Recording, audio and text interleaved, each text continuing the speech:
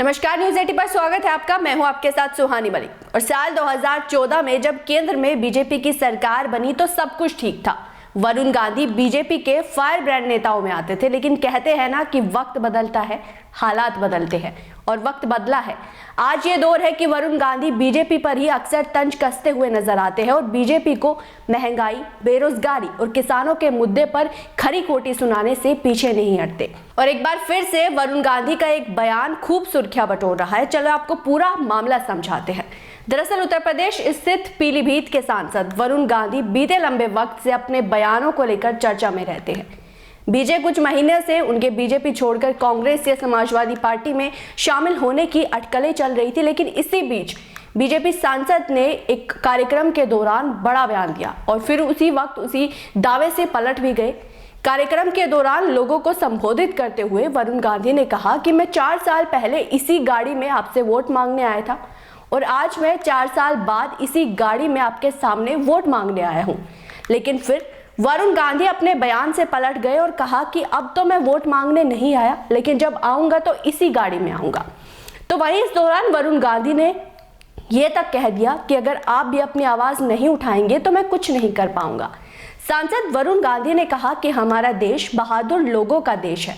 हमारे देशवासियों ने कभी किसी की गुलामी स्वीकार नहीं की। सांसद ने कहा कि वो निजीकरण के खिलाफ है, क्योंकि रेल, तेल, एयरपोर्ट आदि सब बिक जाएंगे तो गरीबों के बच्चों को नौकरी कौन देगा। गांव, नगरे, चौराहों में वरुण गांधी बोले कि पेशावर राजनीति कभी देश का भला नहीं कर सकती। जब धर्म के नाम पर आसानी से वोट पड़ जाते हैं तो कोई आपके लिए काम क्यों करेगा। अब वरुण गांधी के इस बयान का वीडियो सामने आया है, सुनाते हैं आपको वो बयान। क्योंकि एग्जाम पेपर 10वीं बार लगातार लीक हो गया, 10वीं बार लगातार।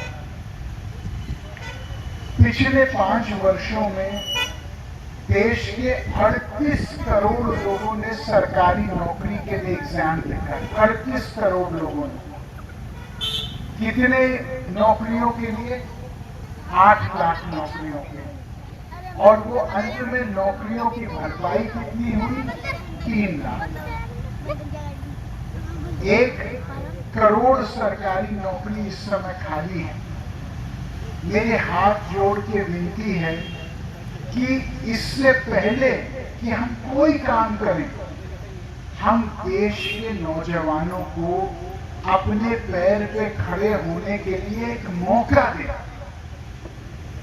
लोगों को आटा, दाल, चना मिलेगा, अच्छी बात है, लेकिन लोगों को आटा, दाल, चना कमाने के लिए आत्मनिर्भरता मिलेगी, ये उससे भी बहुत अच्छी बात है।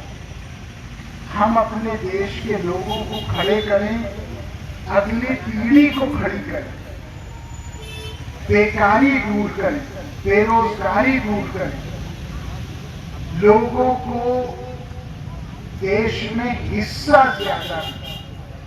लोग अपने पैर पे खड़े होकर अपने तकदीर का पालन कर रहे हैं। दरअसल बीते दिनों वरुण गांधी के बीजेपी छोड़कर पहले कांग्रेस में शामिल होने की अटकलें लगी थी। कांग्रेस सांसद राहुल गांधी के बयान ने इन अटकलों को और हवा दी। इसके बाद राहुल गांधी के एक बयान ने अटकलों को विराम लगा दिया। तब कांग्रेस की भारत जोड़ो यात्रा यूपी में थी। सूत्रों ने यह तक दावा किया कि वरुण गांधी से सीधे प्रियंका गांधी की बात चल रही है। हालांकि अब यह अटकलें थम चुकी है। इसी दौरान बीजेपी सांसद के सपा में शामिल होने की भी अटकलें चली। तब उन्होंने एक कार्यक्रम में अपनी एक किताब का जिक्र किया। उस किताब को लिखने में अखिलेश यादव की मदद वाली बात कही और उसकी तारीफ भी की। इसके बाद उनकी सपा में जाने की अटकलें चली थी। तब शिवपाल यादव के बयान ने इन अटकलों को और हवा दी थी, जिससे उन्होंने कहा था कि सपा के दरवाजे उनके लिए खुले हैं। बहरहाल एक बार फिर से इस वीडियो ने सियासी पारा हाई कर दिया है और कई तरह के सवाल खड़े कर दिए हैं कि क्या वरुण गांधी बीजेपी के खिलाफ एक नया प्लान तैयार कर रहे हैं।